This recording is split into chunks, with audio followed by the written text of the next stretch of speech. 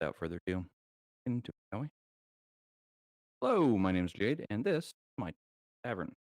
And tonight on Gatekeepers, we're going to be Master of Ceremony by one and only Shadow of Shadow and Son. Oh, I'm Hey already folks. having bad audio issues. Um, well, Elle, let me know how my audio is bad, and I will Uh, try to fix it. from my So, Shadow, perspective, I if you wouldn't just mind, I'm going to introduce Connell and Mar. Take the show away while I try to fix my audio. well, from my perspective, it just sounds like you're cutting out for half a second every 2 or 3 seconds. Oh, Like every third word, like El said. well, that is more of an internet issue than an actual audio issue, unfortunately. And now it I don't know sounds if there's good. anything I can do about that. And now it sounds fine. And that it's my internet. I bought fiber for a reason, and now it's not as great as it used to be. Speaking of fiber, I got an email from Google Fiber. Congratulations, we finally got to your address in Nashville, Tennessee. I'm like, that's only what 6 years too late. Hello, Free Merchant Core. How you doing?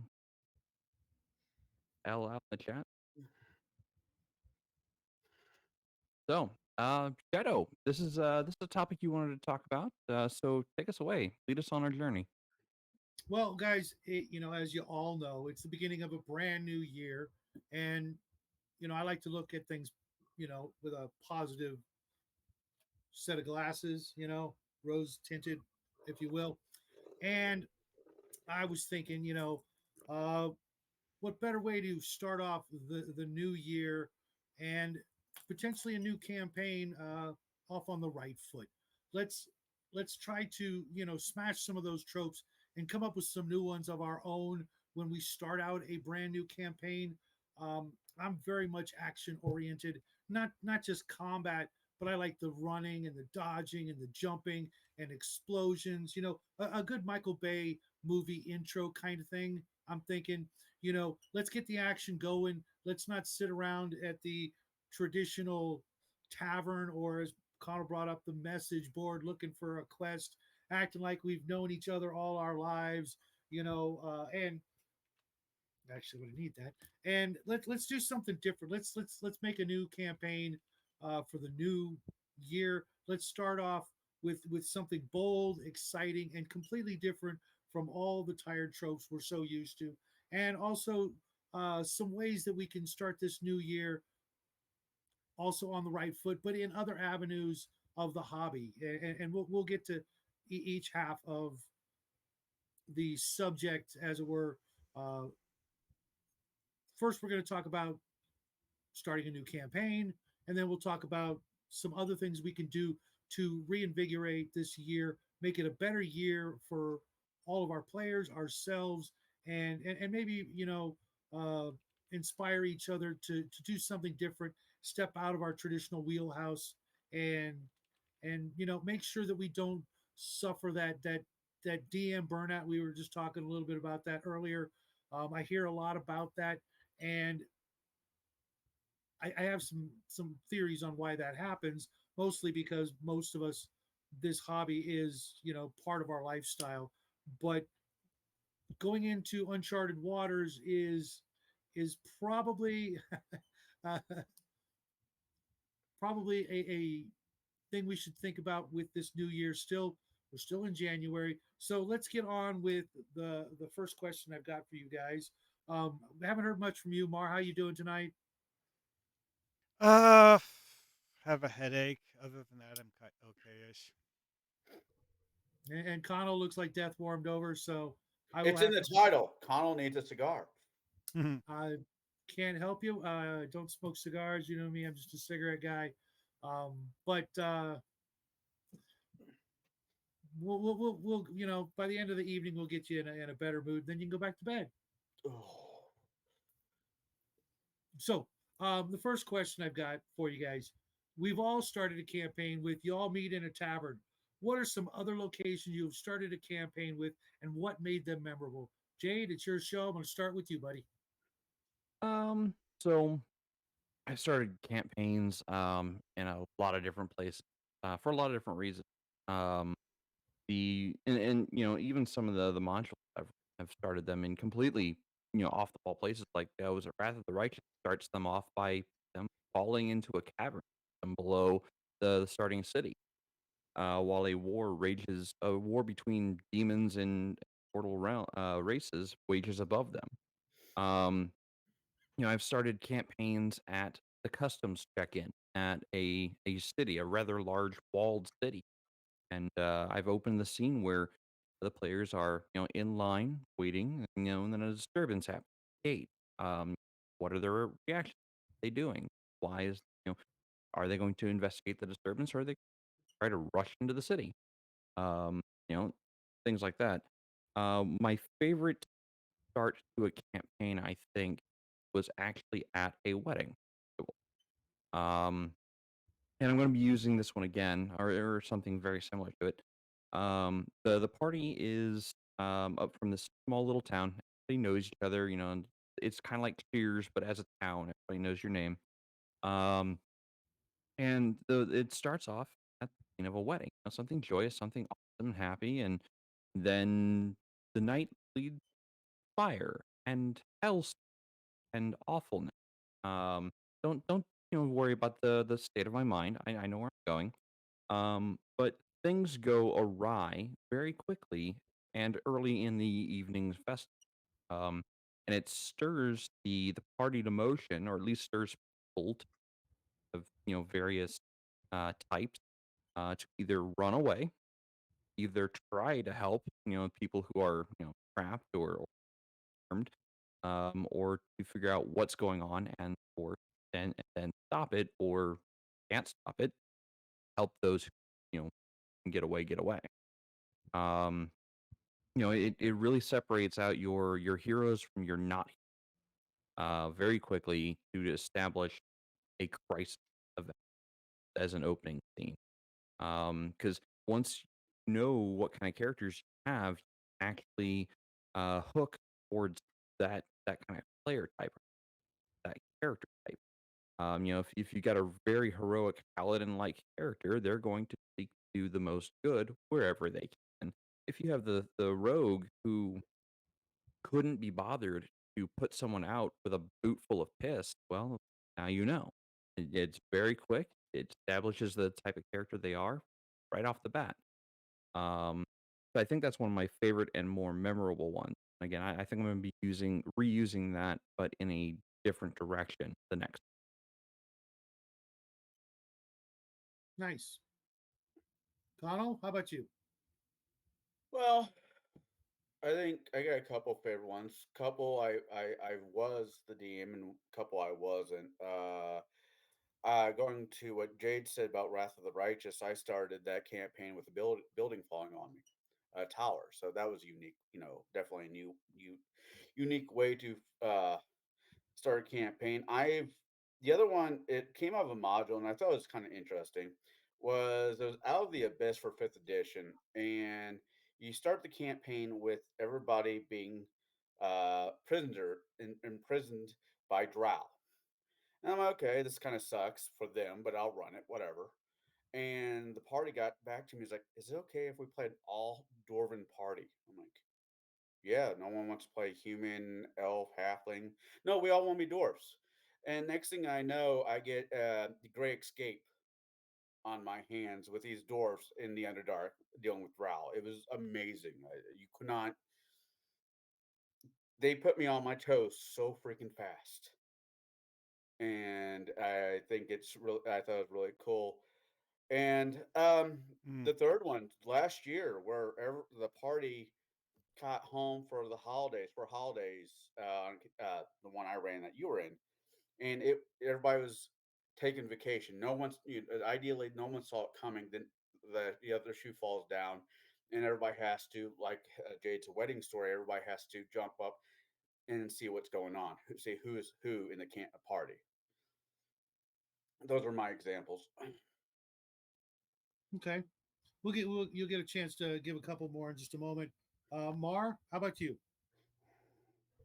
Well, the most interesting one I've done was we got started out on our Star Trek Adventures game by having all of our characters In the same transport shuttle flying from a Federation starbase to the starship we were going to be stationed on. And that's how we started out the campaign. I also like the one you put here, the WW2 paratrooper drop. That's actually right along the lines with something I was just reading, an old top secret module. Um, for me, I've used a lot of things like um, the parties are the member of a caravan going from point A to point B, usually either as passengers or as part of the actual guardsmen that are guarding the caravan. That way, I can at any moment swoop down on them with bandits or raiders or something like that, or even Hmm. a giant lizard or something like that to give them you know uh, I, I really want to get them into either combat or rolling some other die rolls, whether it be dodges, saving throws, um, agility checks, or dex checks, or something like that, which uh, will feed into my next question. It sounds like it's the same question, but Well, I did have one more thing. It's like in the Hyperborea game that I did for a year or so, we had regular new characters as characters got killed off because our party ended up being kind of like wandering mercenaries, and some of them died. So we would like periodically just like have a new character show up, and one of my characters actually got rescued from a bandit camp where she'd been taken prisoner by the bandits previously, and we used that as her method of being introduced to the party. interesting. So why do you guys suppose you all meet in a tavern trope exists and continues to be so prevalent? I'm gonna go in reverse order. This way, give Jade some time to fix what's going on with him. Start with you, Mar. Why do you think it's such a common and continuous trope? Why do you think people Well, use it so often? for certain fictional settings, taverns were a sort of meeting place where Mhm.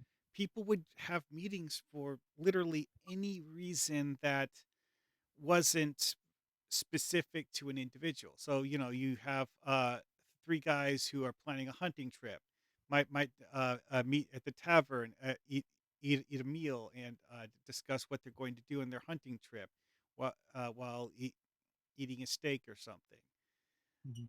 And it, it just it, it's just so easy as an option, even if it's not necessarily something that is universally applicable. Okay, how about you, Connell? It's historic. Back in the time, medieval era, the tavern wasn't a place that just served beer. Tavern was a place the whole family used to go to for a meal, or celebrate something. It wasn't just this place, the modern day version of a bar. It's historic. Therefore, it would be uncommon to find groups of people in these places. Look at Lord of the Rings when Frodo ran into I can't think of what his name was at that point in time, but the hobbits went there Strider. because, uh, because it was an inn. It was somewhere they can get some sleep, somewhere they get some food. I The mean, masses went to places like this because a lot of homes back in medieval time, they did not have what we take for advantage, a working kitchen. Having a working kitchen is still a modern concept. There was no such thing in medieval era. So if we're going to go back to medieval fantasy, where would most people go, especially if they're single? Where would they go for their meal? Where would they go to see what's going on in town? They would go to the tavern, the inn, and also, that's where the town would have their help wanted board if you're looking for temporary employment. yeah, either outside or inside of it. It's just it's historic. It's something that we know from stories, from The Hobbit to pick up, any kind of fantasy. There's always going to be some in some counting pony type place in most literature, and so we go with what we know.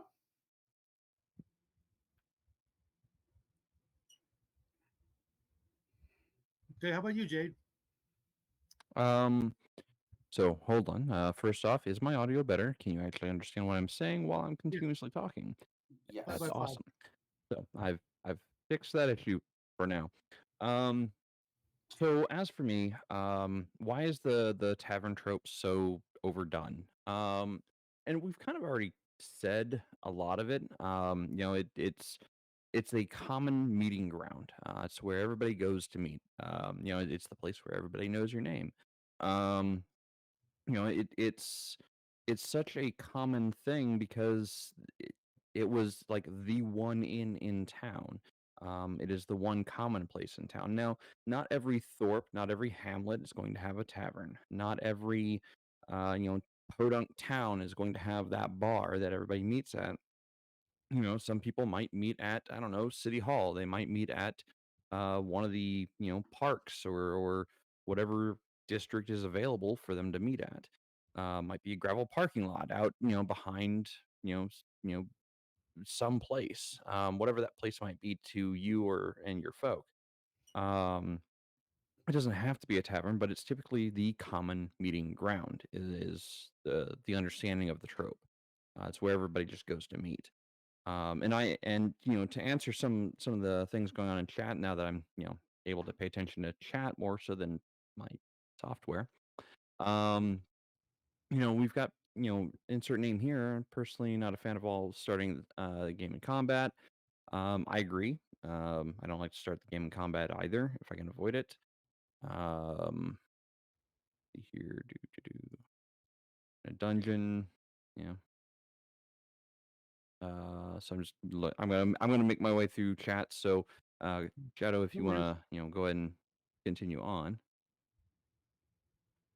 Personally, I've used it. I'll definitely do it with the saloon in a Wild West game. There really is no other place to to have the party meet up unless we've already established certain things in session zero. I'm getting ready to run a new campaign, and there will be no tavern. They will not see a tavern or an inn for months on end. So that when they finally do get to visit one, it will kind of make it like something they've been looking forward to. Something where they can, relax, get a couple of drinks, do some other things, maybe play some billiards or something like that. But this feeds into my desire to get the ball rolling, so to speak. I I want to establish the relationships, if any, either during session zero, so we don't have to go through the awkward introductions. I hate that. We all know who you're running. We watched you roll up the character. Either last week or a couple of minutes ago. I don't need to hear you wind up your new voice for your new character, that sort of thing. Some people like it, but I want to get into the action as soon as possible. Uh, for the most part, I get bored pretty easy in long-winded role-playing games. I'm like, I came here to kill stuff, to shoot stuff, to bash indoors, to jump across you know lava pits and to dodge the natives and their blowguns and all the great openings of great action stories. I want more action than so much of this. Now, with my third question is, what are some exciting locations you've used to begin a campaign? And I want to emphasize that word again, exciting. Have you ever done something where they're starting on a train or on a, in the middle of being chased by something, or dodging things, or something suddenly caught on fire and they're putting out the town, or the town is besieged by orcs, or something more exciting? Connell? Wrath of the not Wrath of the Righteous. Yeah, Wrath of the Righteous. As I said earlier, I had a building fall on me. That's how literally, quite literally, how I started a campaign. Oh crap! There's a dragon. It's dying. It fell into a tower. I was in tower. Now I am Siegfried because I am covered in dragon's blood, and I go crazy, mad. The gate is open and the horse is gone. mad. That was a fun. That was Jade's campaign up there, and that was a fun way to start a game. I like that. I want to hear stories like that that started, with something crazy, something blowing up, catching on fire. You know, maybe literally. I'd love to start a campaign where someone is immediately getting punched in the face. It's Had just nights that started that way. Anyways, you see what I'm saying? We've had those moments where the story begins there, and then later on you'll go, oh yeah, but before that we did this, we did that. How many times have you watched a TV show and it starts with this weird action sequence, and then it'll like rewind, 24 hours, and then start the story 24 hours ago. We can do that. We can do that later. I want you guys at the table to have, you know, I want you to be rolling dice within the first 10 minutes of being there, not waiting, twiddling your thumbs, waiting for everybody to do their intros and, hitting on the barmaid or, telling me what they're ordering. Nobody cares. Nobody cares how much the food costs. Just, is there going to be a bar fight or do I have to start one myself? Right. that's not. I don't exactly agree with that. I know quite a few gamers that are very detail oriented when it comes to RPGing. So I get where you're going for. I've seen both sides of this particular table And you got to understand, I've been doing this for, much longer 45 than I years. have. I, I, Right, I've been doing this longer than some people have been alive in the hobby in our community. So I've done it all. I've seen the right, introduction of 10,000 different characters. Show me, don't tell me.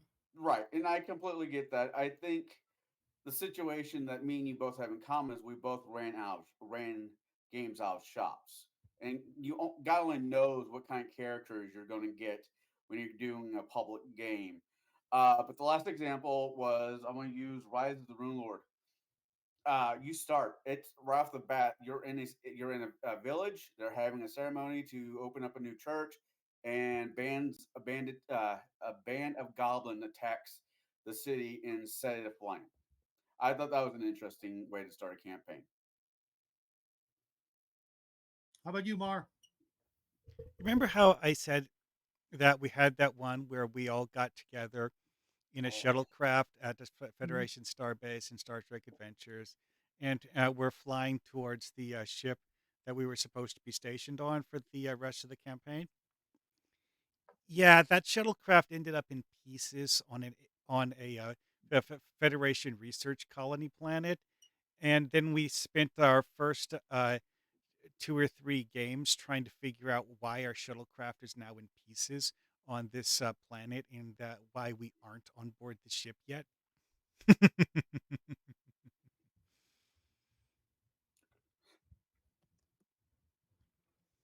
I'm going to agree and disagree with L's comment here. Where the game starts is like a character background. It only happens once and then is forgotten. Looking at what is coming into the future. Um, yes, I do agree that that happens often. Um, I would say that there are some ways that we game masters can start a campaign that are memorable, that will last, because it sets the pace, the tone, and the overall energy of the game. So, for example, I had a game where it was a sci-fi game, and the characters were waking up from cryosleep. Like they literally woke up from cryosleep to red alert sirens, to the flashing red lights, and the whirring of the whirling of sirens and readouts and displays of warnings and messages and all that. And they didn't have time to wake up. They didn't have time to think, "Oh, hey, how did we get here?" No, it was more of a, "Okay, something's wrong. What is wrong? Can we fix it?" It was a immediate response, requirement where, okay, we know the ship is basically on fire, but what can we do about it? What are our readings telling us? Um, so and what it does is it jumpstarts the group into action and it gets them right into it. Gets them thinking, critically about what's going on and where do we go from here. And you can set an entire mission or even campaign off, in with that kind of energy and maintain that energy for a good long time. As they try to figure out and suss out what went wrong and why it went wrong. And maybe not all of the problems can be fixed in just that one session or just the first opening scene. Sometimes those things take time to fix, and they'll always have that warning message pop up when they get ready to take off, like, oh yeah, the attitude adjuster is still not working correctly. We're All of our tests are going to be hard until we get it fixed. So even combat maneuvers or getting off planets is just going to be harder. Whatever it might mean for your group. And by imposing that, it gets them thinking, okay, how do I overcome this with what I have to work with? And they start working together to solve that issue, whatever the case might be. Um, let's see here. I was right starting Oh, a point the where. the campaign you Go ahead. ran when we were on Moss Avenue, where it was the Tale of Two Worlds. Oh yeah. What was it? What campaign am I thinking? Strahd, where you think when you honestly think the campaign is going one direction, and the mist comes in and just grabs you. When you thought you're going right, it takes you, turns you completely upside down. Especially in the first two sessions, they can throw players off because they're not expecting to get ripped out of the world that they're in, and now they have to deal with a whole different environment, different customs, different everything. And it could definitely do the campaigns, which could have been the stale game. It could bring it back to life, even if it's just out of the first few sessions. I mean, doing random stuff like that never a bad idea, as long as you have a direction, not so much a railroad, but a direction that you want your campaign to go. I think it could or be or at least or at least a direction that you can kind of point your party in. And if they decide not to go that direction, well, okay, change your plans. Change scenes in the direction they actually want to go, and let them find out what's out there. right. Um, for me, in the campaign that you brought up, it was called Two Worlds, One Home, is what I named it. um, the campaign starts with a series of serial murders. There's a serial killer that's come to town, and the whole town has to band together, walk in pairs of two. Never let anybody be alone scenario, because there's this killer on the loose, and it's already claimed like five victims from this little town of like 40 people. You might not think that's a lot, but no, that's a damn many for out of a town of 40 people, five of them are already dead, and the serial killer may or may not be done. They have no idea where he is. Um, so that as an opener, like that gets people moving. You don't know who to trust. You don't even know if you can trust the person sitting next to you at the table. You don't know if they're the serial killer or not. And I did that intentionally. Like, sure, it sows seeds of distrust, but once the serial killer is revealed, I was like, oh, okay, so you're shady because you're shady, not because you're the serial killer. I got it now.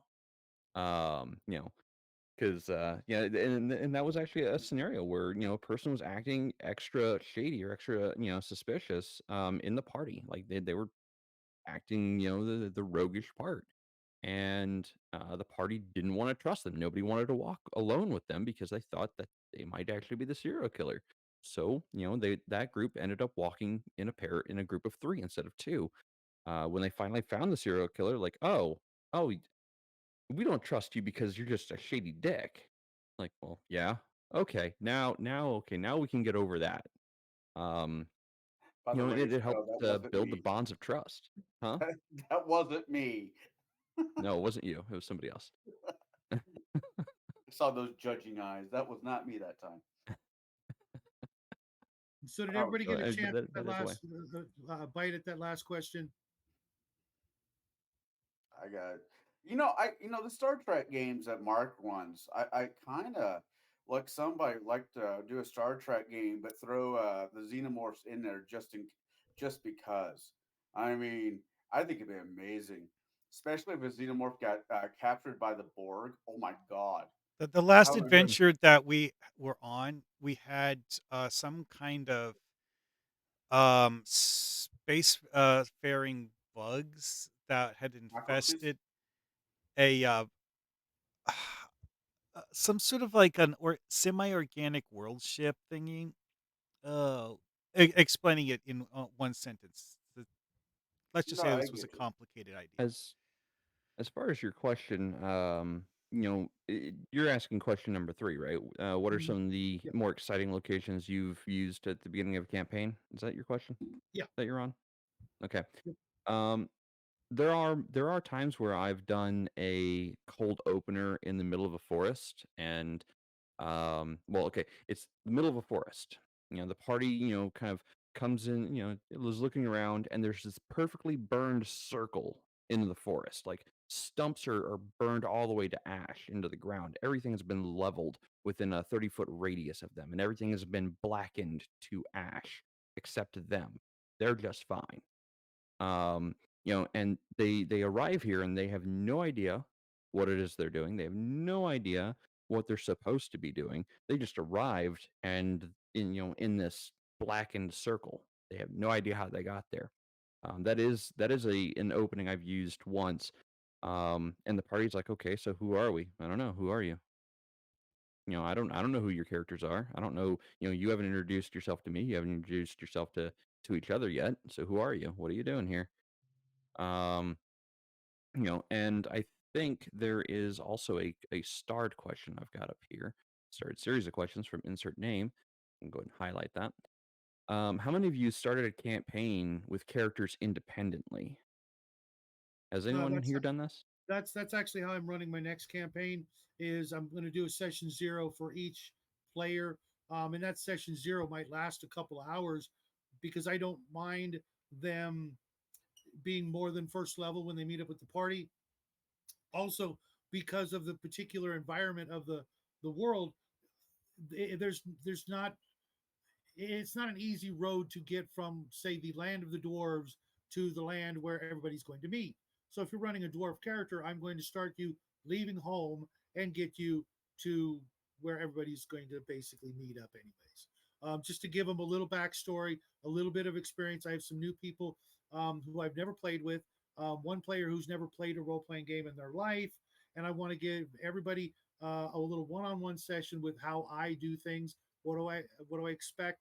And when we're doing certain roles, I want them to know um, their numbers. I don't want them to spend 5 minutes looking up all their pluses. Take a postie, write it. This is what you need for combat.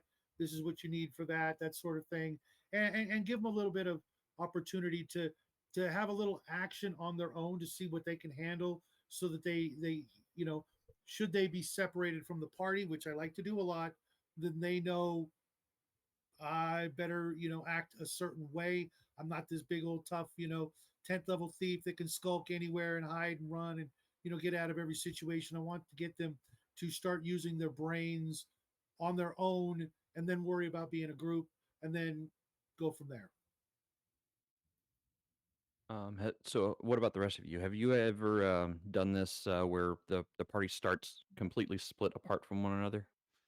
Uh, yes, because I mentioned the whole thing with like the Hyperborea campaign where Hmm. we have all of these replacement players coming in, and none of the replacement players is actually going to just show up at the tavern in sort of thing. We always had them like somehow encountered by the party out in the wilderness somewhere. Like I mentioned that one of my characters met the party because she got rescued from a bandit camp where she'd been held prisoner. One of them, the party was exploring this dungeon built into a hilltop, and my character, introduction was that the party went through a side door and climbed out on top of the hilltop so to look around and try and figure out why there was a side door here. And they just happened to bump into one of my characters standing there. And I don't remember what the other two were anymore. Mm. But Yeah, it was stuff like that. It's like every time a new character was added, we would have some method of So them meeting the party. So I have actually done a opener this way as well. The opening to a campaign session. Now, granted, I typically run 6, 8 hour long sessions. Um, And they're so great. the opener was about an hour per person to begin with, and it was a group of 6 people. I mean, it was a split up hour, so it was really like 20 minutes, then 20 minutes, then 20 minutes, move on. Um, but everybody started completely separate from one another, except for those who said, "Yes, I want to start with that person." And the way it started was, um, person A was playing a wizard, rogue assassin type character.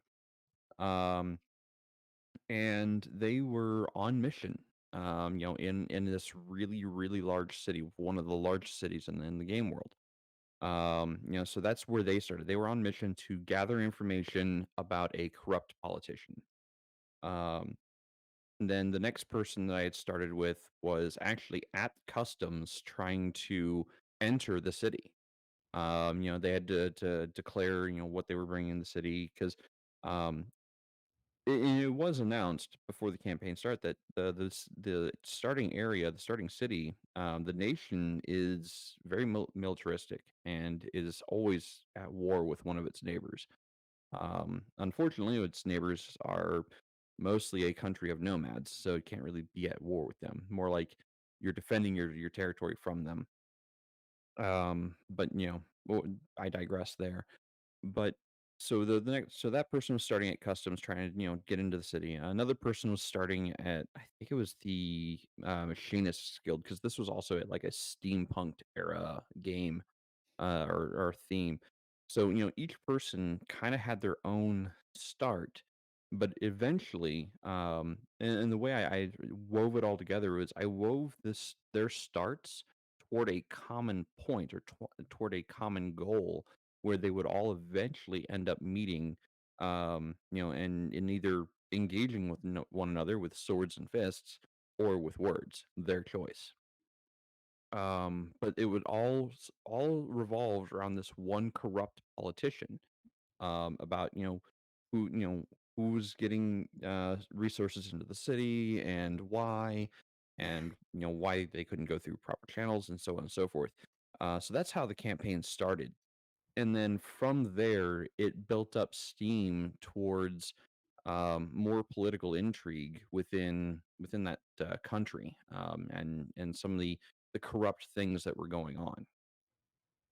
Eventually, the wizard assassin did get his mark, and got paid for the job, but everybody else is like, "Oh well, oh well." And them's the breaks for that guy. What's our next mission, boss? As they turn to the person who set the whole thing up and put it into motion. I think I know this campaign.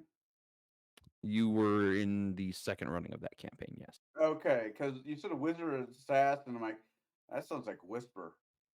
That's Whisper was the in the second attempt. Yes, the first attempt did not go well. Let's put it that way. I made it about 3 months into that campaign, and I ended up moving from the city that I was living in to a different city to take a job that I absolutely hated after 10 years of being at it. So To answer the question, yeah, as people who watch this, most of my best stories is gaming is when that guy that guy is involved. He's been my DM now for years. He needs to get back to it because I'm missing his games. Just time I'm missing scheduling, my games. scheduling the time. But that being said, and I said this earlier, me and him talked at least about 2 or 3 days worth of talking about how I wanted to make him mad. So there was a preset to how Mad was going to join this already going campaign. What is this character going to be like? Such things like yeses, no, a lot of no's, a few yeses. It all worked out in the end. Um, and the other one was Scott's campaign.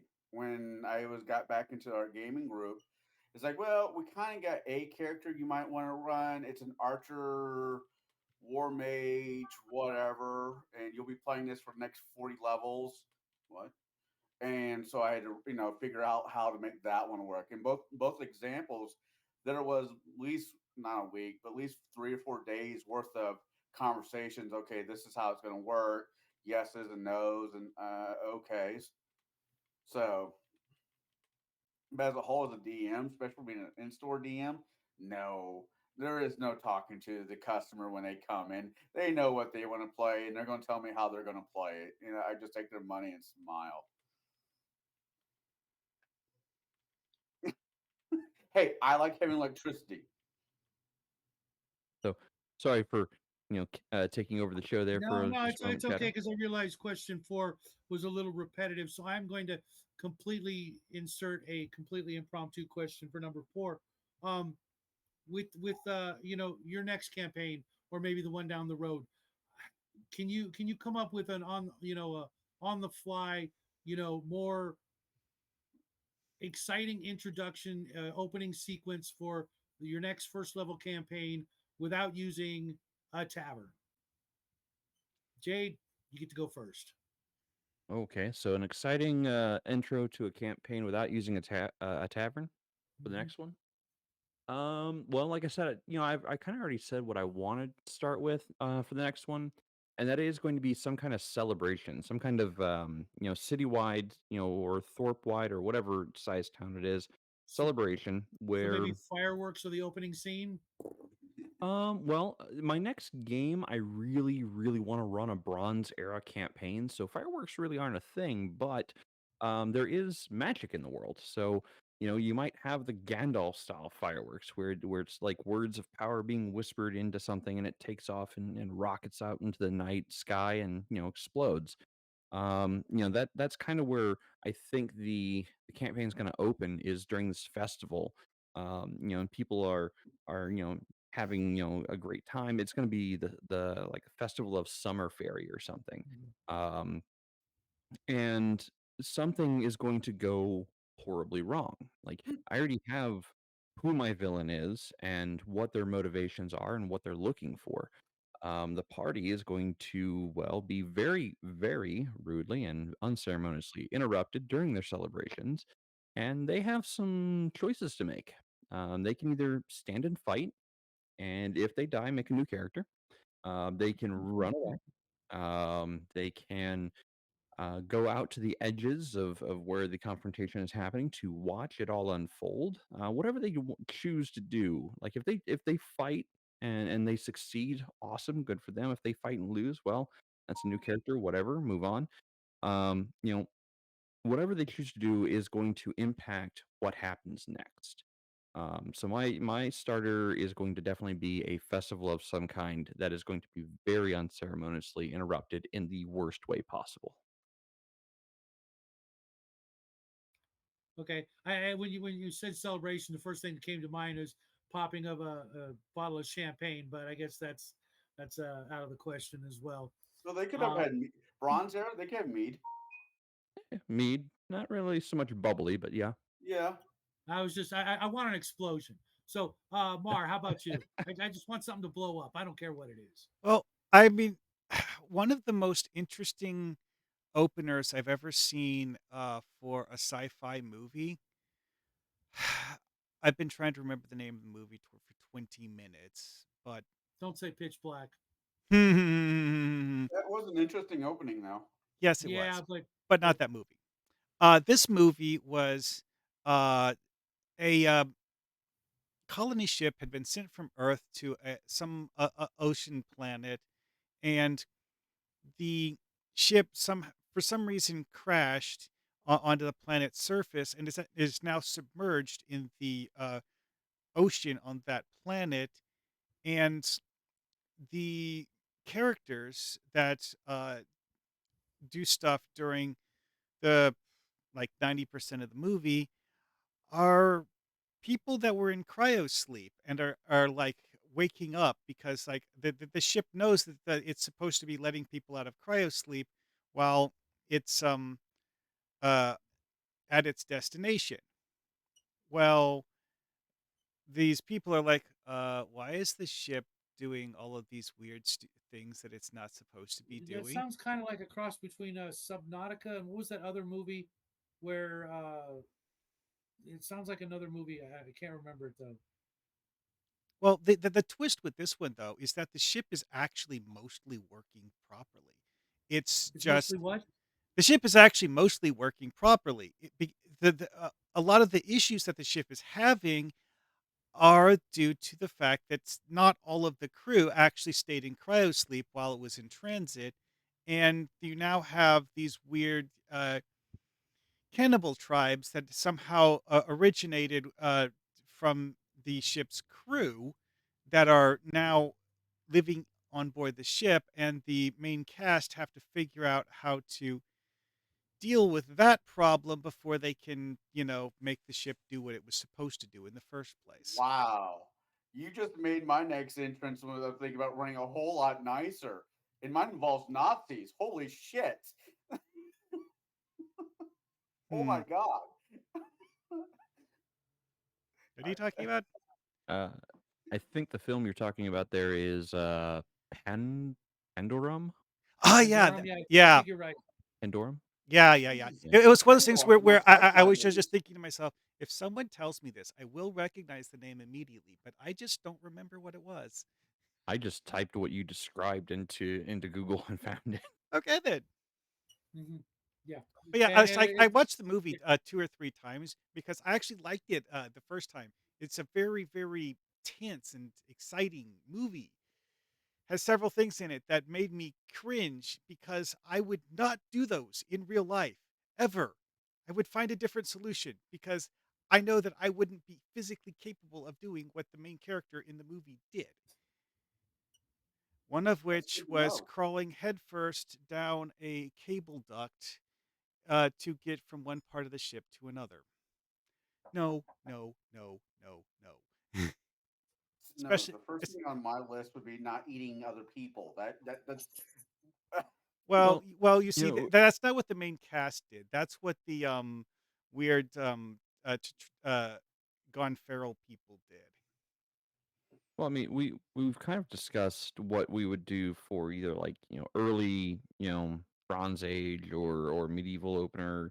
Like what would you do in a sci-fi Oh, opener? oh, Like right. what Like is your sci-fi opener? I forgot that was a lead up to what my actual one is that one thing that I've actually wanted to do is do a Thundar the Barbarian themed campaign, and the thing that I think would be one of the best possible openers for that is having several people that have been captured by a wizard to be slaves escape from one of his transports while being transported from one city to another, and have that be the way the party gets together.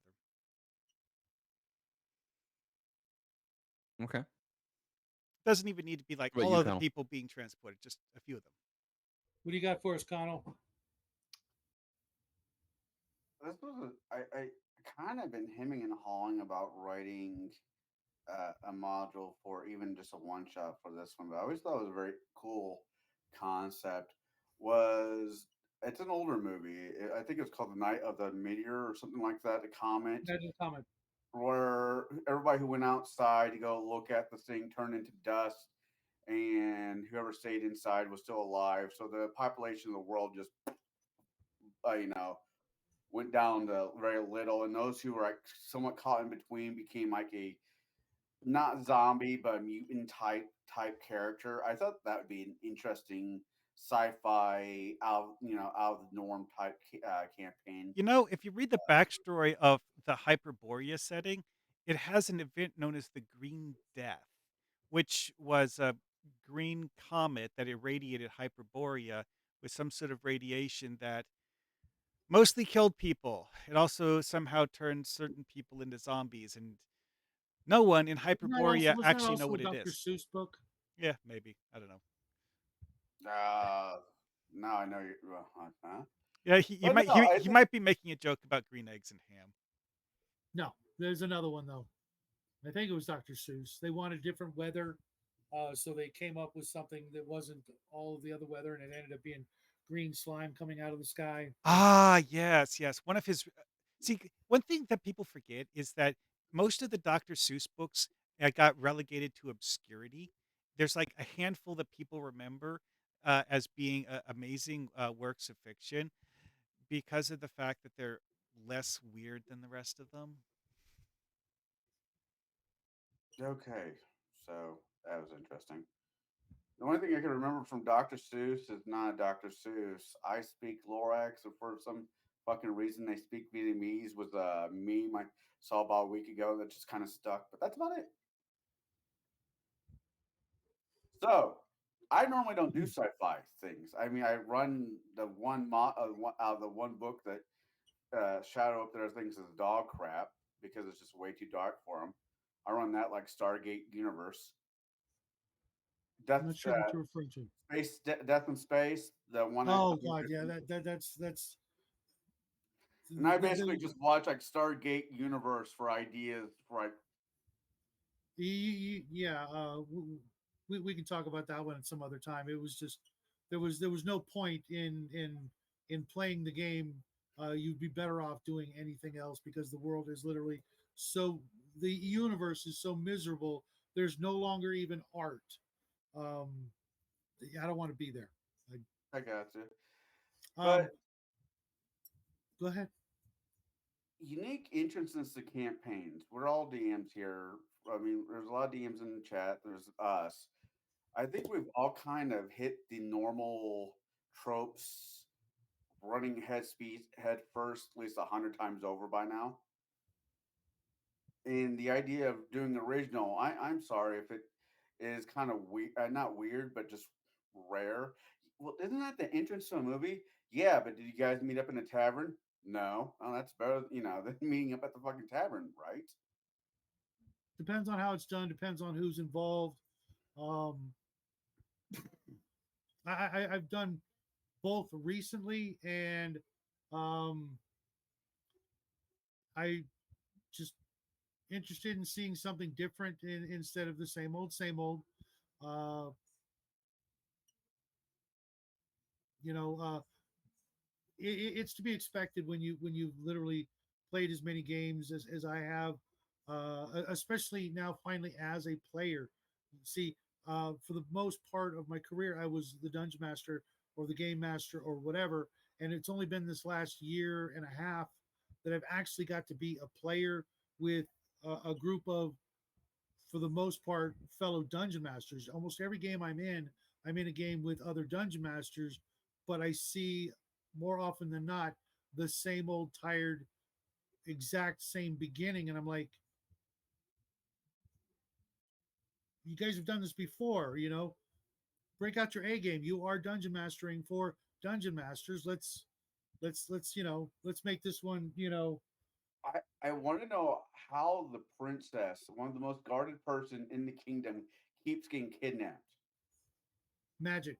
Magic. I just. Oh no! I'm at the wrong castle. What? It's just I'm tired of the maybe like you. Maybe this is the thing. I'm getting grumpy. I don't like somebody got kidnapped. Somebody who should had no business being kidnapped gets kidnapped. Hmm. I'm not Mel Gibson. This is not ransom. We're not playing this game anymore. Somebody's cow gets stolen. Well, there's a town guard for that. That shouldn't be me. That should be. Well, So I when I mean, went, for the cow getting stolen, you could throw in something like, we found part of the cow and goblin arrows, and we want you to figure out where the goblins are that stole the cow. Yeah. I just I think If I never see another goblin, I'll be just fine with that. I I don't know, mind but goblins so much.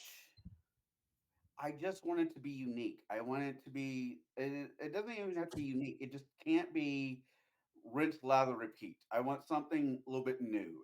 Yes, I might have seen this interest in the movie, but you know what? At least you're trying. You're trying something different, Mhm. and I think that's the crux of this conversation. Trying something different. It's part of it.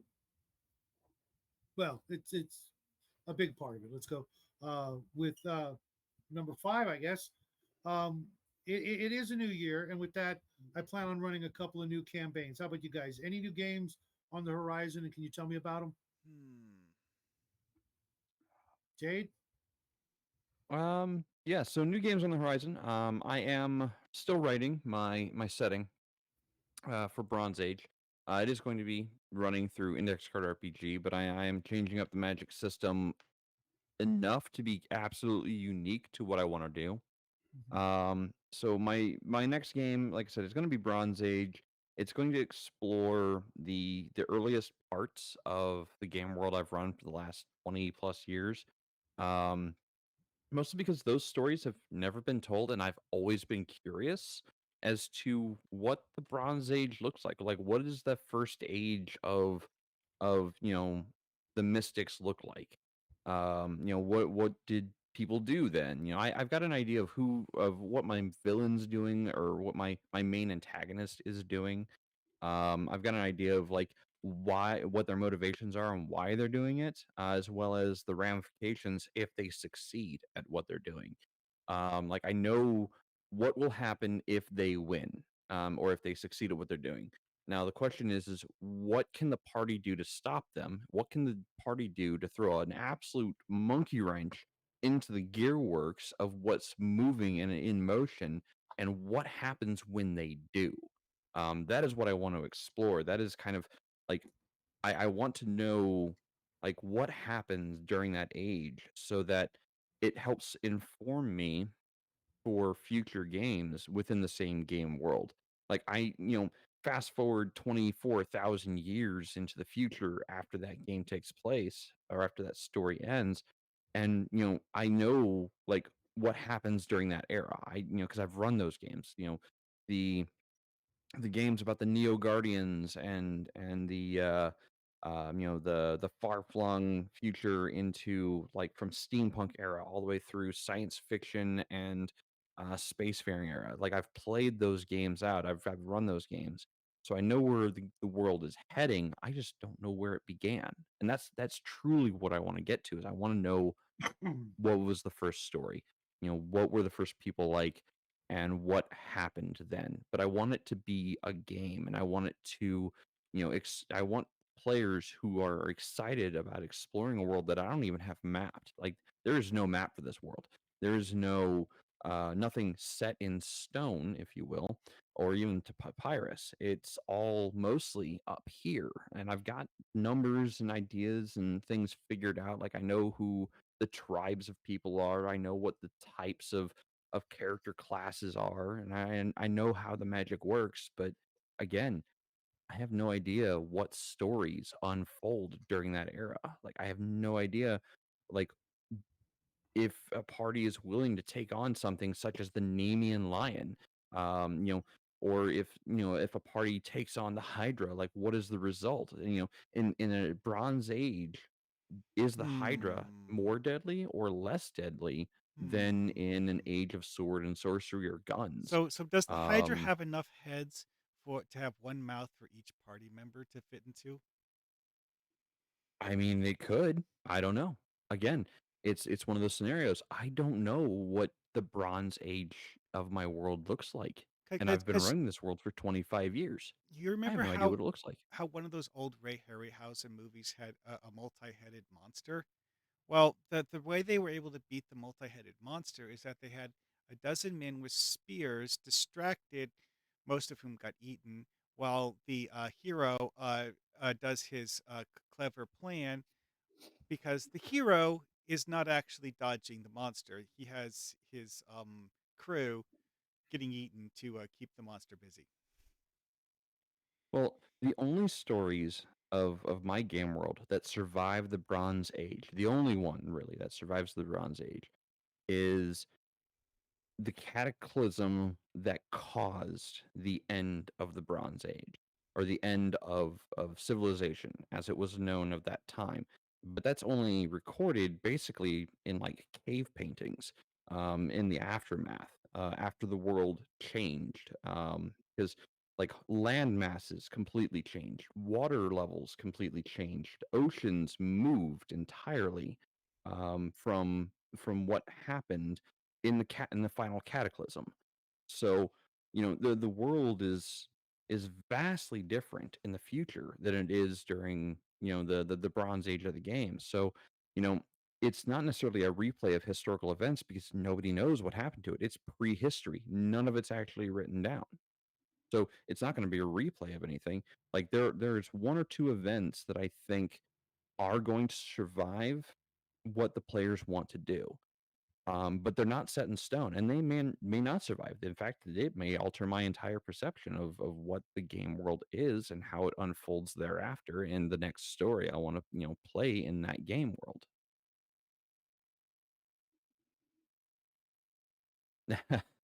No, L. It's not a Gretchen Thunderberg situation. It's quite literally something is likely to happen, and it's I say it's likely to happen because more than likely the party is going to cause the event. Like I have this idea of if I was a player going through the trying to stop this villain, this NPC that's out there doing all these things, what is the natural progression of things, just from mechanics, physics and mechanics standpoints. And the cataclysm may or may not happen based on parties' natural conclusions or decisions. Nothing to So, help continental drift like magic. Mhm. um, magic and other things, yes. I mean, when you want to have the power of plot get enacted, saying a wizard did it does actually work in some settings, even if having the wizard do it means that the wizard is casting level 15 magic spells in a world where players can only get up to level 10. Sure. And that's the other thing is, the world can be completely reshaped by magic over the course of 25, 20, 24, 25,000 years. Like people aren't going to know that, oh yeah, that coastline actually belongs somewhere over there. I mean, No, it's gonna be like, no, that coastline's always been there. It's never moved from there. Even though, somebody from 24,000 years in the past would be like, no, that coastline was never there before. That's a new mountain range because the coastline was actually 150 some odd miles that direction. or you could pull something like in Final Fantasy VI, where there's that point in the middle of the game where there's a magical cataclysm that just like rips the world apart. Oh yeah. uh God, it's been forever since I played through that one. You guys are talking about this, and I can't help but to think something that happened in the real world was before. You know how they age wine? Hmm. Mhm. There is, after we dropped the first and second big bomb, a new element was introduced to the world. So if a wine is older than the first dropping of the bomb, it has a predate of this time. After that, all wine has this thing in it. So going back to what Jay was saying about his world, the coastline might be right here this time, but one major, I don't care. Cataclysm. I don't care. It's like the saying. There's no I in team, but there's five eyes, and I don't care how big the room is. I cast fireball. Uh, Scenario. Yeah. Yeah, I mean, magic is this wondrous thing that can reshape the very fabric of reality. And if used correctly, either by game master or player, it can alter a world entirely. So, the world map that doesn't exist for the Bronze Age is and would be completely different than what it exists as in the modern age. So I'm just I really want to get into that game, and I really want to explore and let my players just have free reign and go wherever they want to go, talk to whoever they want to talk to, and do whatever in that game world that they want to see accomplished. And I want to see it, and I want to see it firsthand, and I want to document it for my own mental processes to be able to run a future game and have references from those events. Um, I'd like to volunteer my services for this campaign. I'll just throw that out there. I Okay. Before that, though, Connell, you got to tell me what game are you planning on running this year? Other than just the random paper modules that the game throws at me, shop throws at me, I'm actually kind of excited about this one. I don't know why. I'm going to be in a new game, Dragon's Bane. I'm looking forward to figuring out how that system works. I'm not running it; a friend of mine's running it. But a system that I'm running, game I'm running, is I'm taking the fifth edition Curse of Strahd. I'm taking it and I'm ripping out 80% of it, just pulling a lot of the bullshit out and revamping it to be more of a Brimstroker meets, I don't know, Dog Soldier the movie meets just more gothic horror and less Okay. bullshit. And we're going to use terms like gypsy. They're not going to be special terms that don't fit anybody.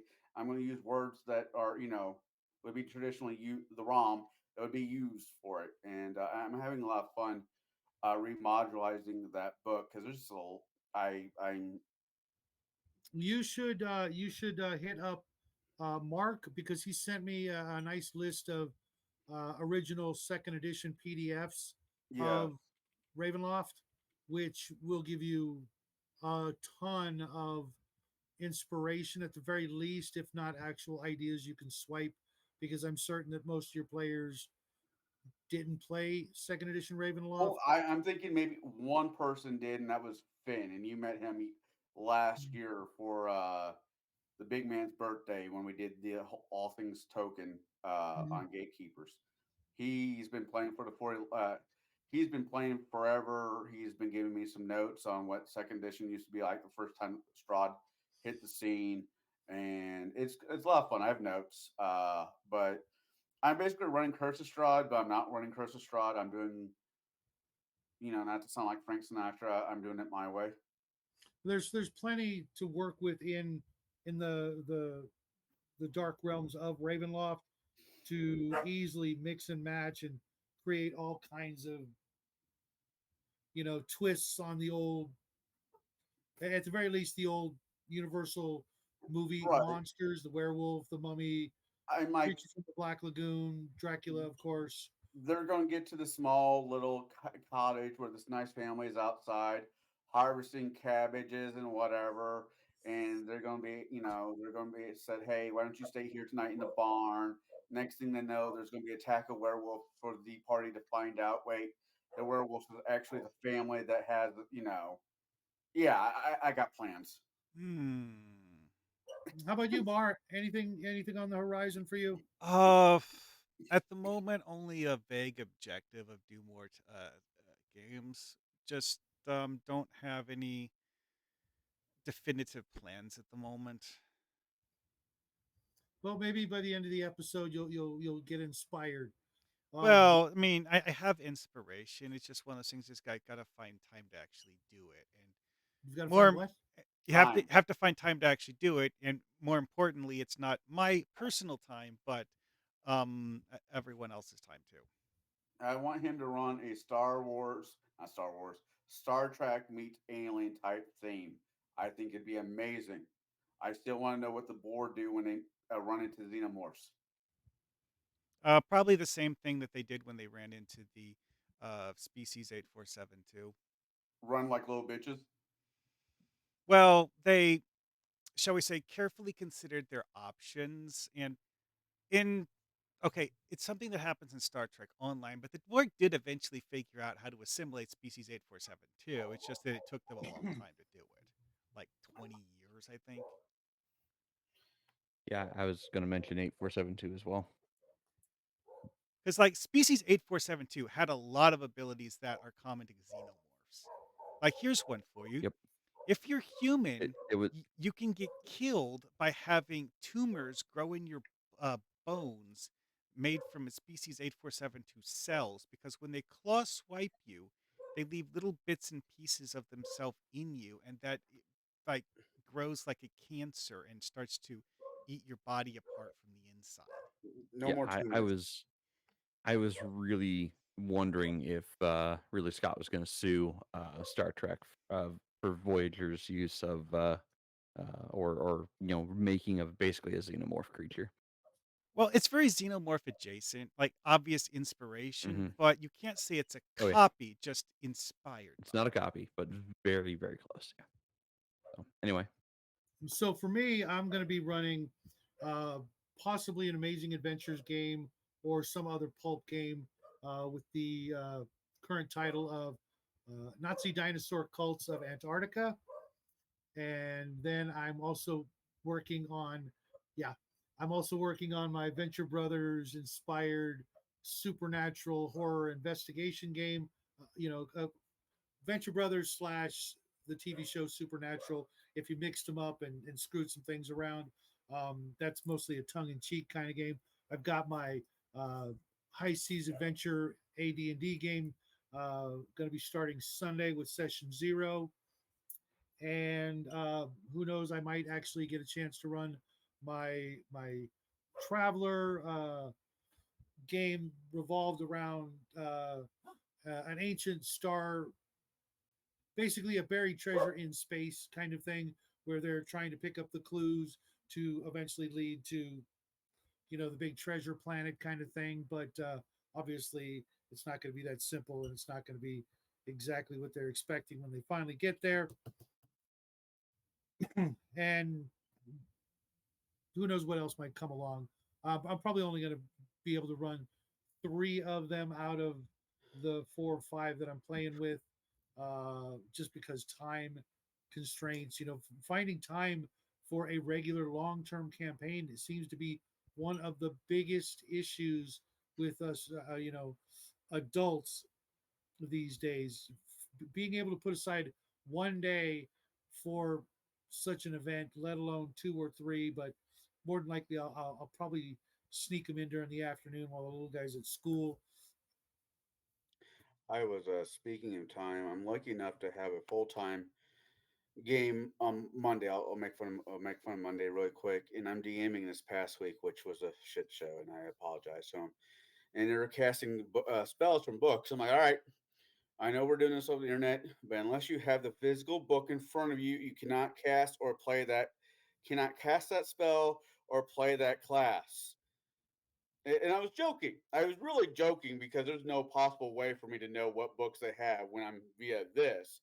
But being an old school, being still slightly part of the old school concept of it, you can only play material from books that you physically own, that are in front of you, that you can show the DM. Hey, chapter 2, verse 5, subsection A says "fuck off," and it's right here. See, but you're finding welcome. time. I completely agree with you, Shadow. Finding time to spend 4 hours, 6 hours. That doesn't involve a weekend that lawn that needs to be mowed. I need to work on the car. I need to work on the roof. I need to go grocery shopping. It doesn't fall into those days. It's rare. I mean, it's not rare. It's It gets sacrificing. harder every day. It's sacrificing one thing for the other. And why sacrifice good beginnings to campaigns when you're using tired old tropes? Stay out of a tavern unless you're 18. I mean 21 Or overseas. or So overseas. so See, with I 20 brought it back. I brought it back to topic. Thank you. So with 2023 uh, in our rearview mirrors, what are some of the biggest lessons in game mastering you guys learned from our fellow YouTuber gamer friends out there? Can you give us an example? Mar, I'm going to start with you. Hmm. Prep is important. Very, very important. You just need to remember that what is far less important than prep is having a basic understanding of what is going to happen to the game when you start playing it. Because, well, for a simple example, that one shot that Heathen Dog did when they did their 24-hour stream, where Mm-hmm. I and several other people played a Call of Cthulhu module that Heathen Dog made up. Well, as part of the module, he knew that it wasn't going to be a straight line, like go from this point to this point. He knew that the players are going to,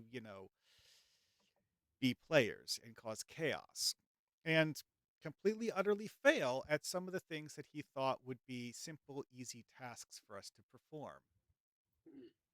So he made it so that there was more than one way to get from point A to point B because he knew that it wasn't going to be something he could count on for us to get from A to B the method that he expected.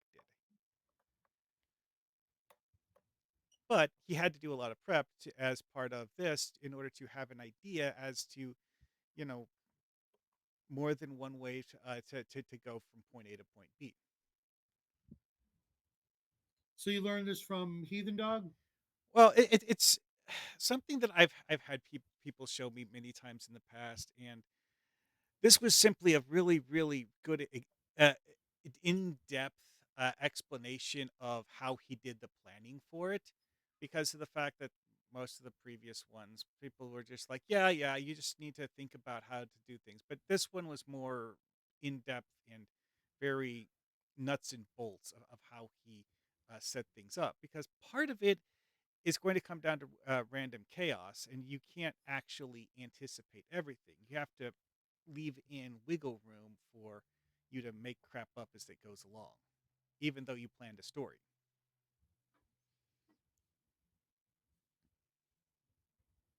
How about you, Jade? What's the biggest lesson you learned this last year, and who'd you learn it Oof. from, Man, biggest lesson? or the one you want to Hmm. talk about? Man, biggest lesson or the one I want to talk about.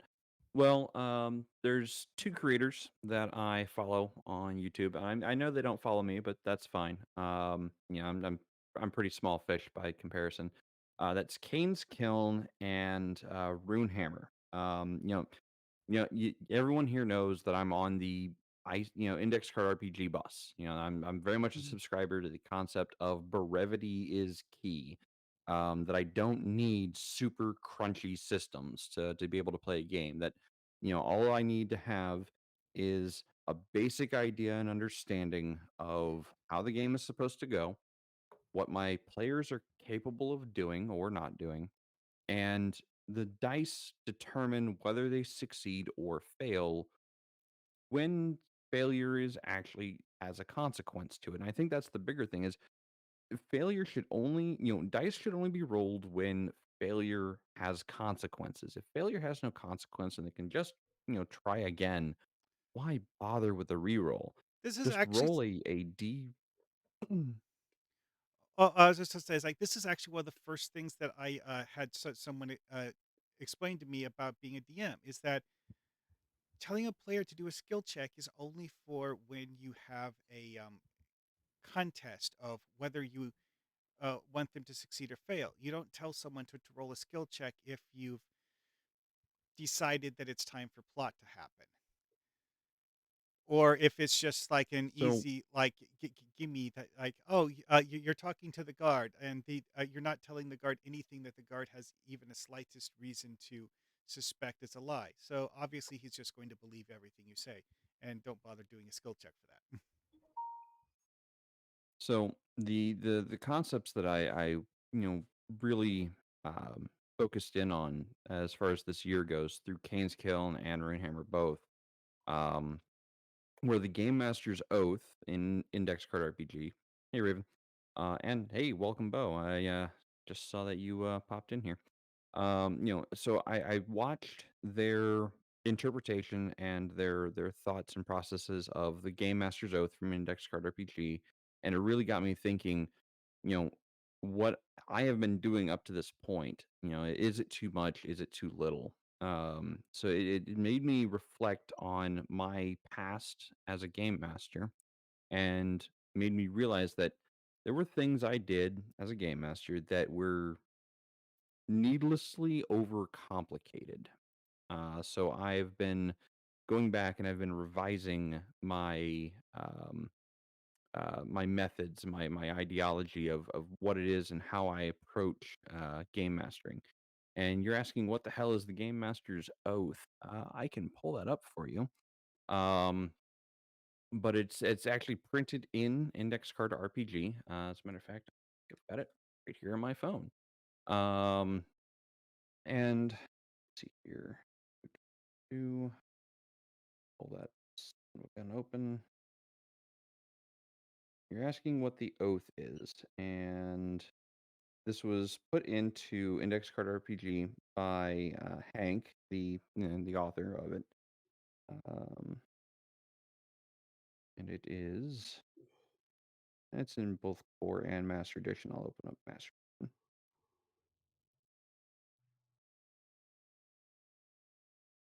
Okay. Here, the oath starts on page 77 of the master edition, and it is my page numbers are off. I will let the torrent flow, which is when I come up with a concept, I'm throwing literally the first and anything that comes into my mind out onto paper just to get it onto paper, and then I can formulate ideas after that or expand them after that. I will remember everything. It's not just about recalling rules. It's also about recalling what players have done and what they did. Um, and what consequences might come from that. I will build a world from their actions. Is the third point, and again, this looks at what the players are doing and the decisions they're making. And you build around you build the world around and based on what they do, and what happens next is a direct result of what they have done. um I will be an architect. This is a I will make environments that are alive, that are able to be interacted with, and that are able to be changed by the players. I will be poetic. um you know and this is a kind of a story aspect of it, or a story idea, is I will, take what the players have done, and I will spin the threads of fate and story together and narrate what happens when they choose to do X, Y, and Z. Um, I will be energetic. I will be the energy in the room. I will bring 120% of myself to the table at all times. I will meet my players, 100% of the way. If they're not feeling up for, a game, I will be the energy for them. I will inspire them to action, and inspire them to do great things with their characters.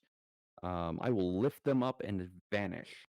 And this is, your characters can do these great heroic and epic things, and you as the game master are lifting them up off and giving them the ability to do these great things. But you don't take the stage light from them. You keep that focus light on the player and on the character that is doing those awesome things. You never step into the limelight as the game master. I will be the beacon of camaraderie. If everyone's like, if you TPK, a group, and based on their bad decisions or based on things that happened, you know, don't let the party just sit there and dwell on it. Go out to the nearest tavern, go out to a restaurant, have an appetizer to share with everybody, and get some drinks, and have a good time with them. Be the person who reaches out to your players and goes, hey, are you excited about this weekend? And are you ready for this weekend? Things like that. And then I will be a terror to behold, and that is the last point of the game master's oath. And that is, as the game master, I control all of the evils and dark things in the world. And when the players decide, yeah, I want to kick in the door on Cthulhu, okay, you chose this path, and now this is the consequence. And be that terror, be that monstrous thing that they decided to wake up on purpose, and don't hold back. Let What the was dice done, fall as they may. and what was done can never be undone. Yes. Let the dice fall as they may. The hands of fate giveth and they taketh away. Don't roll behind a game master screen. Don't, hide your game master rolls. Roll it out in the open. Let them see it for record's sake. Like, oh, yep, rolled in that one. Oh, hey, rolled in that 20. I'm not gonna fudge it, not gonna hide it. What happens happens. I am not here to win. I am not here to beat the hell out of you. I am here to narrate what happens, and when the dice say you die, the dice say you die. When the dice say you succeed with great success and become an epic hero, that's exactly what the dice said. And when the bad guy rolls a critical fail on a spell casting and accidentally hits himself with his own spell, like, well, if that's what the dice say, Bad that's shit what the dice happens. say. Yeah, bad shit happens one way or the other way. It doesn't really matter who it's affecting. If a bad guy, you know, fudges his or messes up his own spell and gets hit by it, well, that's just really bad luck. So that is what the Game Master Oath is from Index Card RPG. How about you, Connell? Um, what have I learned this past year? Um, gaming wise, And from who? And from who? I've learned if I'm not physically up to running a game, I shouldn't. I learned that for myself. I had that experience a couple weeks ago. Uh, I've always been a big fan of patience. As I've gotten older, especially in gaming, I think I think that the DMs need to be patient with their players, and at the players need to be patient with their DM because things might not always go as planned. Um, but that's more just experience than over anybody one has showed me. Things I've learned. It's not so much I learned anything new, particularly this past year when it comes to gaming. Is just I need to get back to some of the basic rules I have as a DM, and as a player. One, being patient. B, being courteous to your players and to the DM. And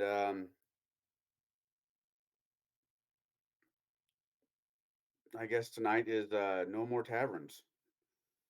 You know, Yeah, got to you change heard my it, damn guys. The street, prohibition has my now hit channel name. fantasy. We're all fucked. I mean, Um, it's not that I hate taverns. It's just that you shouldn't do that yeah, every time.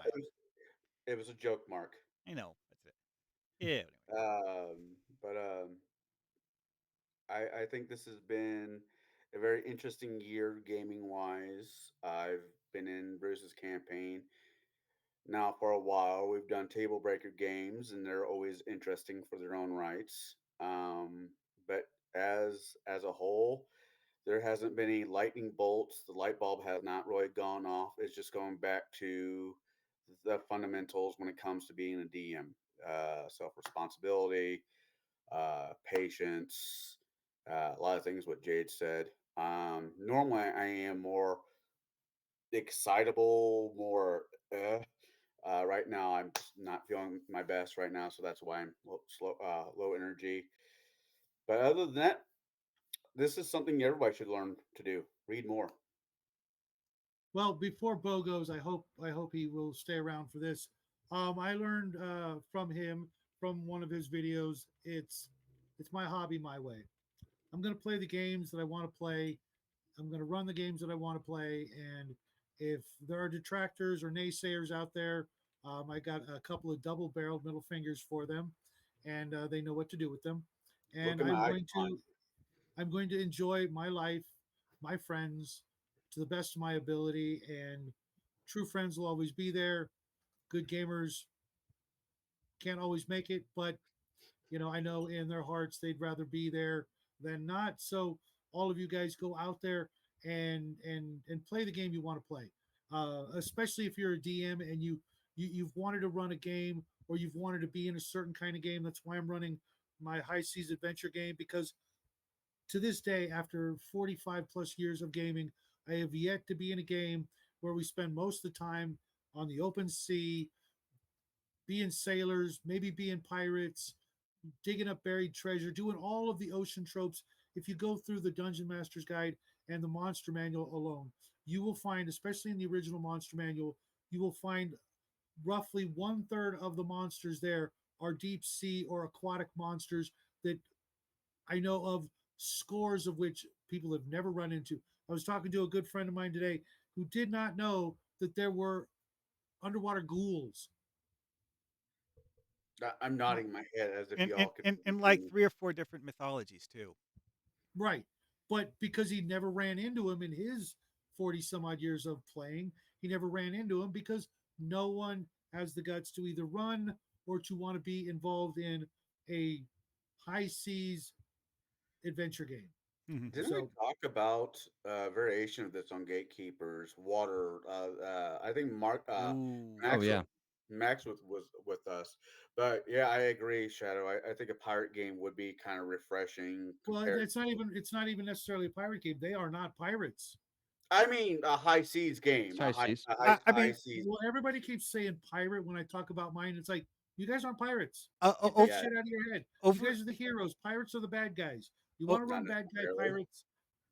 over a It can year happen. ago while watching mo- or YouTube videos about ships sinking in the Great Lakes, I had this idea pop into my head of doing a TTRPG game where it's like the wooden sailing era, but with a certain amount of magic, and you have the player's party is a very, very simple but superhuman task. Find X ship and raise it from the briny deep. No, if it's in the Great Lakes, it doesn't matter. Oh, they're called So, great for a reason. so thank you, Yeah, Bo, for that. I'm grateful. And if you guys haven't seen it, go check out Bo Paints Mini's channel. He's got a lot of great ideas and could probably use some cheering up right about now. Um, So I'm going to get on with the last question. I think we have enough time to cover it. We might end a little bit early, but you know, let's see what happens. New games come out all the time. Is there a new game that just came out that you've been wanting to try, and can you tell us why? how new is Why can't new? a year with, let's say, came out in 2023 or even before that? There's a new game out there you've been dying to try. You can't wait to play it, but you haven't gotten to it. It's a smart ass answer, but you're not I'm winning. going to start with Mar. Is there a game out there that you just heard about or you've been dying to play well, and you're going to well, try and make it a priority this year? well, things that I have kind of like my pie in the sky dreams list was that TMNT thing that Palladium reprinted, but that's just one of those things. It's like it's out of my price range, so I'm not going to get it. And finding one Mhm. secondhand, good luck with that. So I'm probably not going to get one of those. But I really, really like the It's whole so lame. s- like weird sci-fi stuff, and that's actually Mhm. what attracted me to this is because they wrote that as weird sci-fi. We have like mutant people fighting for whatever reasons in a you know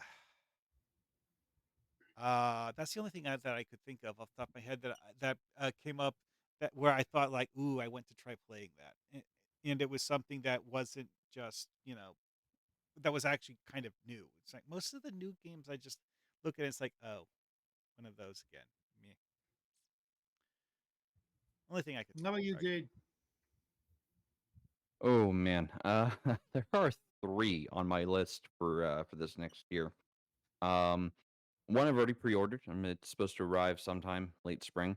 It is the Final Fantasy 14 TTRPG rule set. Mostly because I am a player of the MMO. I do really actually enjoy the Final Fantasy 14 online experience. I've enjoyed the story. I've enjoyed a lot of the things that go on there.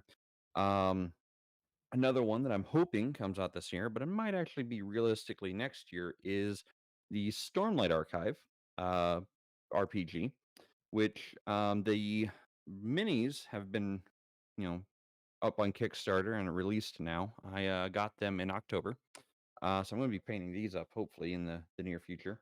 Wait, you paint? So that is definitely a an RPG I want to get into is the Stormlight Archive, but The downside. So here's my downside to the Stormlight Archive. I was a playtester for it. I was the game master who ran the playtest for my local group. The buy-in for players is high. And what do I mean by that?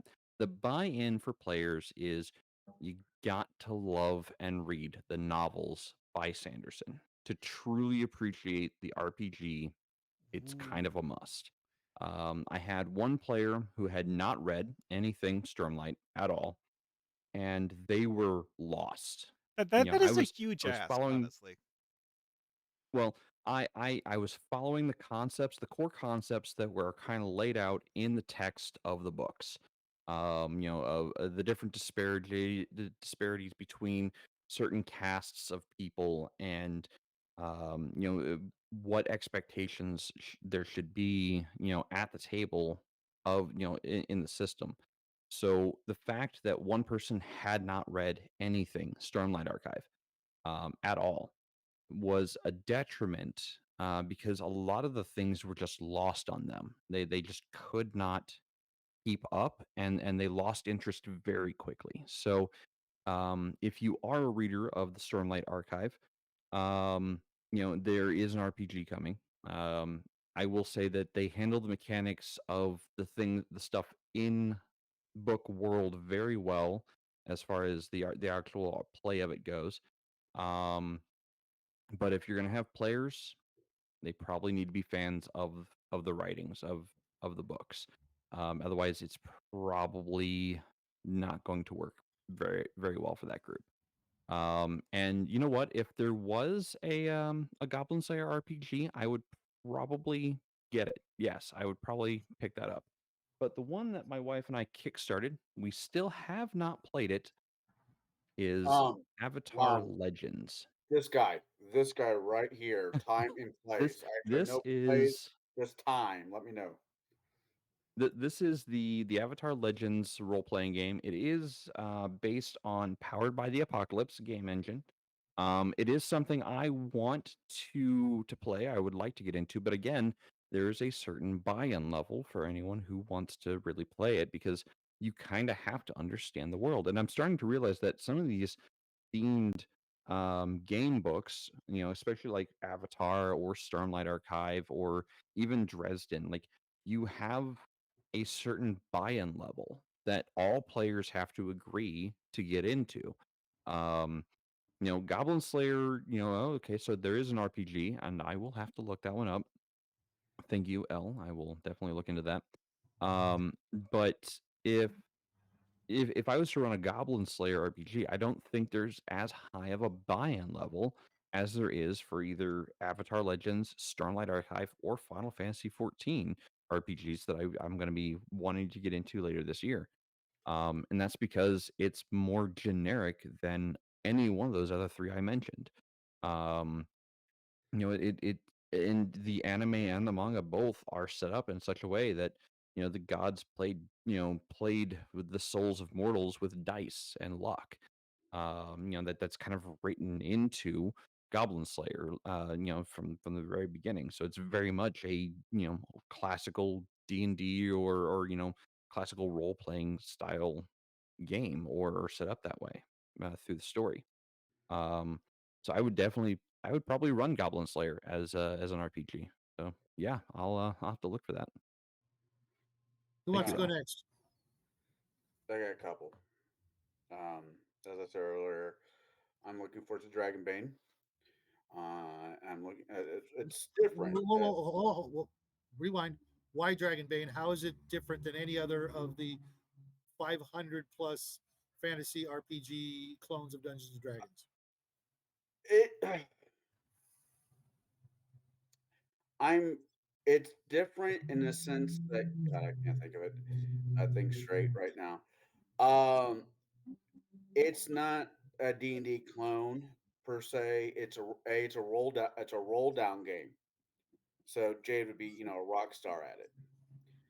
Uh, there's a Not couple hearing how it's not a clone. I'm more interested. I'm looking forward to playing it for two reasons. A, It's how it was described to me, and I'm not going to do a very good job trying to explain it to everybody else, other than go look into it for yourself. Is I'm excited by who's running it. The person who's running it is one of my favorite people to be a player as. So I'm excited about being in the game. And it is different enough than base Dungeon Dragons Pathfinder that makes it, has got my attention with between um yeah, you're gonna have to look into it. I can't put it into words, and I'm sorry, but Dragonbane's on top of my list. Okay. Jade pointed out the Avatar series, Avatar RPG. I watched it when it first came out. I rewatched the first and second version of it with my daughter. I have a lot of great memories of it. And if it goes anywhere near, which it should, it's a D10 system, right? Mute. I Don't know. hmm. It doesn't matter. I It don't doesn't know. matter. I mean, it's well, it's powered by the Apocalypse game engine, so I have to go review that. It's some kind of no, it's a D6 system, and Let's it's see here. it's a again, it's something I have not explored much. Like I would really like to play just a straight powered by the Apocalypse game before I run that, so I have an idea of what I'm in for. But yeah, so it's definitely a D6 system. I know the lore, the buy-in, as you put it. I'm fully invested in that. I've the comics, the not the books, the cartoons. I've seen it all. Dragonbane, the Avatar, and the other one that's got my interest. I've had the book for almost going on 2 years now, and it's new. It's still new to me. Conan the Barbarian by Modifius. Modifius? Yeah, Modifius, I have a D20. person who's going to run it, and I don't know much about the system other than it's not the normal crap that low magic. Anything low magic makes me happy these days. Oh, you're gonna hate my Bronze Age. That's fine. It's It's you. You're the quite the DM. opposite. Oh, and that's the other one. I'm excited about his game. His game. That guy right there. I'm excited about his game. But I played I'll fantasy for make that years. easier for you. Well, Yeah, this guy. I played uh, fantasy for years. Nice. Um, right now it's an RPG game, but I'm having a lot of fun with it. It's called Flames of War. It's a tank game, and it is the community that plays this game is very interesting to talk to. So whenever I'm told, hey, go to Just for Fun at X time, we're doing a Flames of War game, I'm there for the community that plays so I'm always excited about that, and it's still a fairly new game for me. That probably doesn't fit with the whole. It needs to be RPG game, but Flames of War, for those who are history nuts, who like miniatures and painting stuff, it's really fun to play. Cool. Uh, How about you, Mar? um, wait, which question was this again? What games are you looking What forward new to playing games? this year? Oh, one thing that I would really, really like talk my family into doing is a champions g- game, because I actually do have the core book for that. It's just that what's the best way to put this? talk your family into playing Paranoid. Uh, they got kind of sort of scared at the character creation process and decided they didn't want to try doing character creation for it. Mhm. Then again, this is the same group of people where I had to personally fix the character sheets of several of the people who are playing our Star Trek Adventures game, because certain of my family members had i- issues with the idea of like, so what did your character do at Starfleet Academy that shaped how they wanted to be a Starfleet officer? I wish I was joking about that. I have several people in my game, in my family, who tend to take the kind of like board gamey approach to playing TTRPGs. It's like Mhm. where they don't really like play a character. It's more like have a piece on the board that they do things with kind of approach to it. Mm.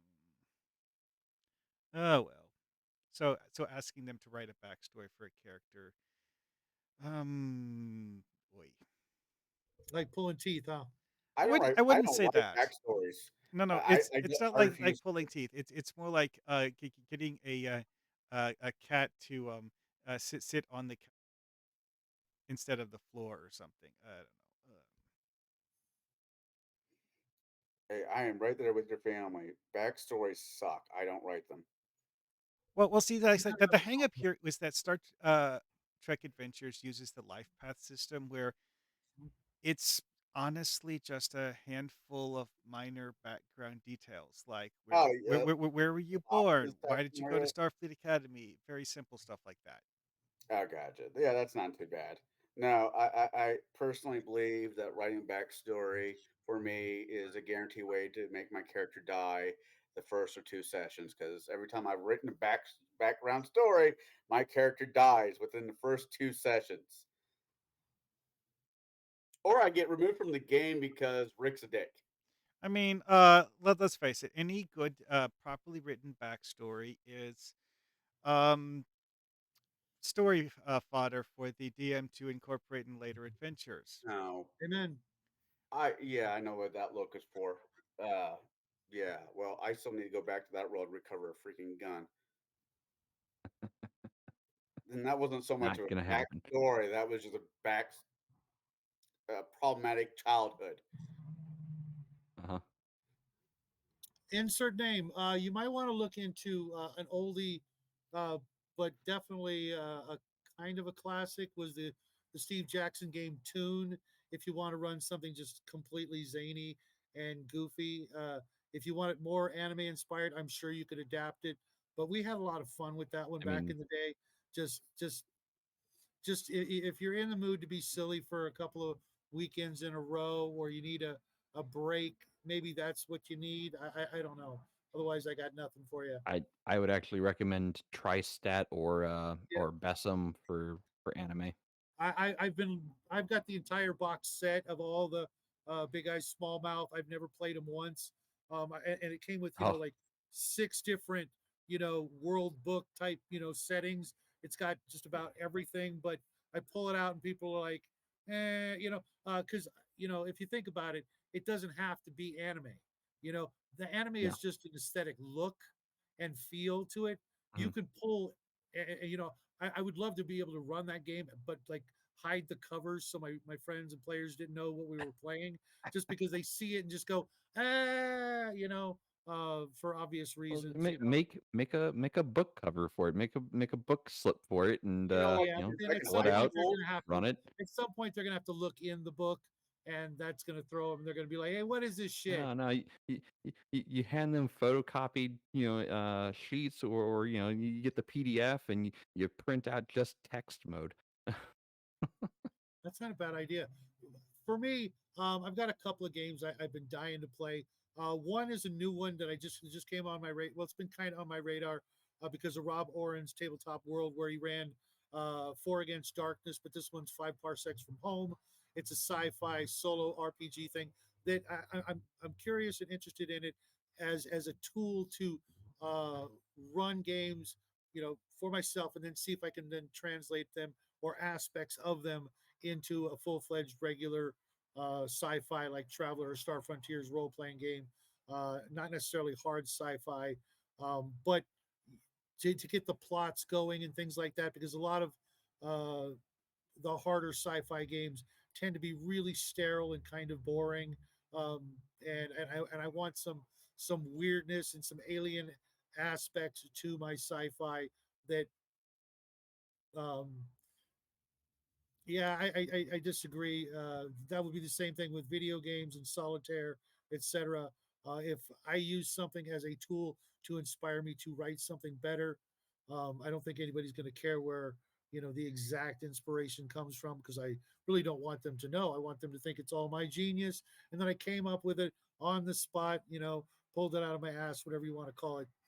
The other game, full disclosure, I am, highly biased when it comes to Arduin, Bloody Arduin. most of you have only heard Arduin, but Arduin Bloody Arduin will be coming out later this year from Emperor's Choice Games. It is the original Gonzo game. It is the origin of the critical hit and the fumble and of so many other game mechanics and ideas from back in the late 70s, mid to late 70s, that have almost been completely forgotten to, the many, many decades since it came out. And I'm good friends with all the people working on it. And if you are into a game that's got everything from historical to fantasy to sci-fi to, it literally has everything in it, and it's not like a GURPS generic universal role-playing system. It's a world that if you travel far enough, you can find just about anything you're looking for within all of the usual tropes, all of the stereotypes, all of the crazy wildness that was the original's sort of 70s West Coast gaming community back in the day, where just about anything would go and anything was possible, as opposed to, oh, we don't do this and we don't do that. If you want low magic, there's a low magic place. You want high magic, there's a high magic place. It's just a matter of walking or riding or sailing to one of those locations to find that kind of adventure. There's even a post-apocalyptic area that's an area that was, destroyed by some sort of nuclear, you know, accident or war or something like that that just devastated that particular continent. It's got it all, and I've been dying to play it for literally 40 years.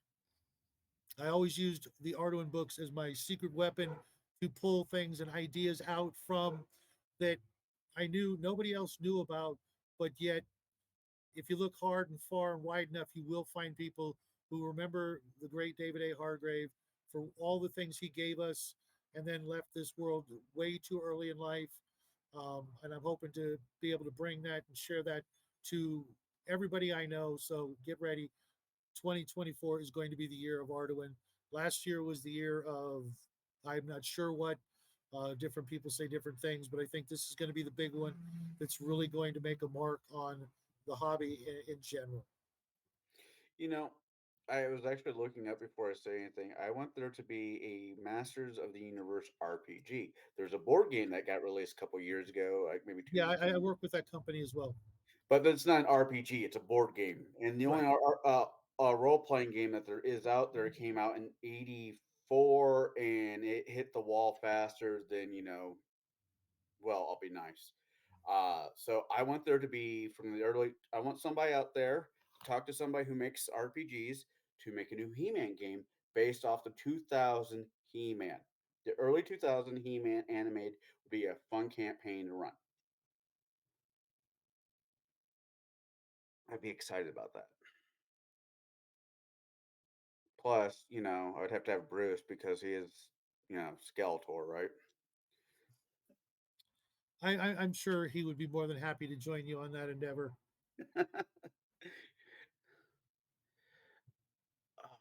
So, So that's what I've got. I'm hoping everybody this year will go out and try new things and invite new people to your game. Um, just be careful So, who you let onto your live streams, because the one lesson I learned this year was to vet people before you bring them onto your live streams. I'm sure everybody's heard the jokes, and I'm sure we'll hear them all year long. Okay, Jade's the only guy here who does not know. We'll the talk yogurt about it after the show. But yes, be careful before you let people into your streams, because I made the mistake twice in a row, 2 weeks in a row. I had different people come on that I didn't know, but I thought were, well, actually, one I didn't let on because they proved themselves to be unworthy in the green room doing all kinds of crazy stuff. And then the second one we let into the actual show. Big mistake. So if And any of you YouTubers out there, yeah, just he's vet, not vet. talking about me. and then there's that lesson from Bear where, so someone was coming onto his streams trying to rile him up, and he actually paid attention to them and just like, don't. When someone's trying to interrupt your stream and disrupt what you're doing, just either ban them or ignore them. Don't feed them. Don't feed the trolls. Yes, there are quite a few of them this year. I've already seen on friends of mine's channels, so be very careful. But you know, it goes just for your groups as well. Vet your players. Make sure they're going to be a good fit. The last thing you want is to start the year off with some sort of strife at your home or in your workplace or in your life in general. Just be careful. And I think this is going to be a pretty darn good year, despite what certain people would tell you.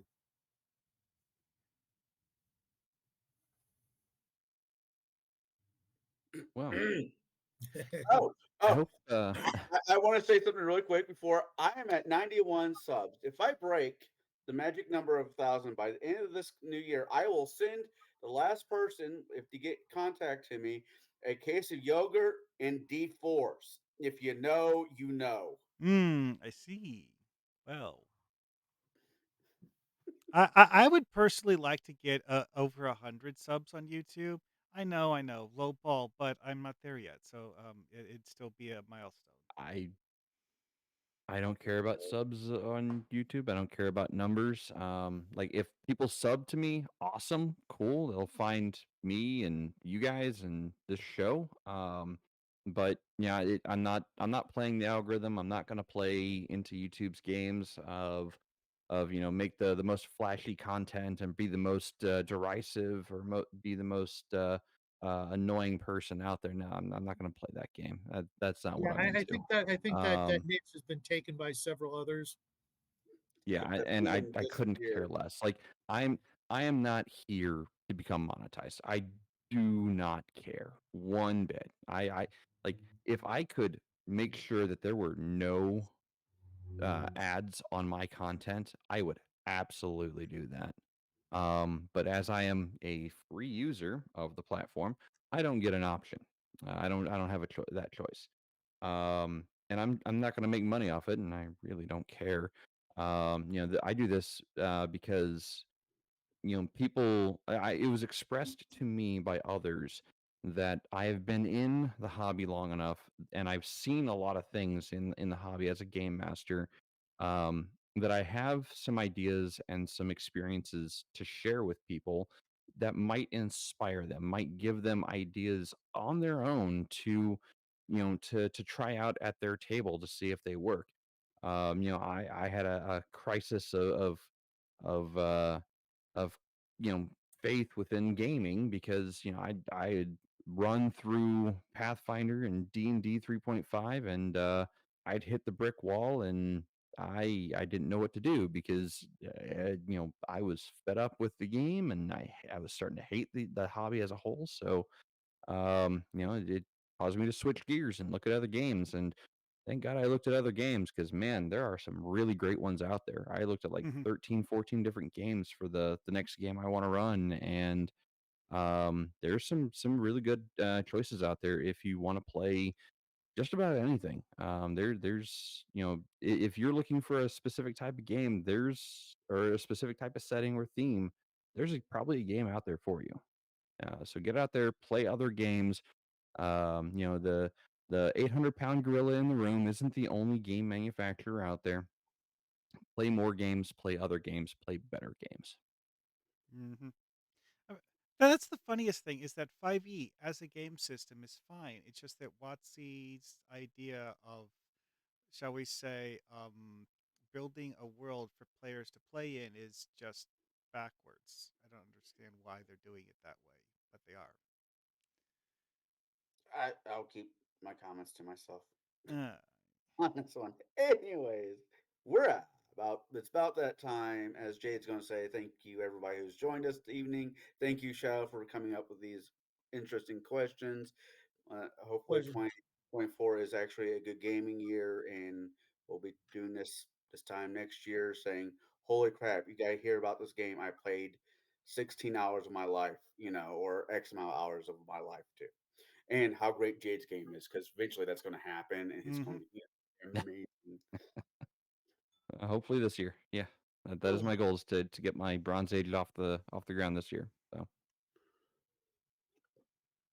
Well, without further ado, I want to thank you, the chat, as Connell said, for being here. Without the chat, we would be just four guys talking to the empty void that is YouTube. So thank you for coming in here tonight. Thank you for showing up. And if you have questions or thoughts about TTRPGs or even a concept that you haven't fully flushed out yourself, but would like other input on from other game masters, you can pose that as a Thanks, buddy. question on this video or on our Discord. If you haven't already joined our Discord, that is where you can actually suggest the next topic for our show. Um, Well said, Alan. and oh, oh, yes, yes, ignore 4D. Okay. Hmm. Don't know what 4D is, but Oh, yeah. that's a thing that Shauner started recently, and I just one of those things is like, yes, I understand the words that are coming out of your mouth. Why do you think I have any reason to care about what you're saying, Wow. though? Okay. I don't really I, watch a heck again, of a that, lot that of that that's YouTube. I why make you should content for ignore it. YouTube, but I don't watch a lot of it. So anyway, You you probably better. you out there, if you haven't already done so, please consider hitting that subscribe button as it helps this channel and the other channels grow. The other channels are linked in the video description below. Um, and you guys have a wonderful evening, and we'll see you next week on Gatekeepers.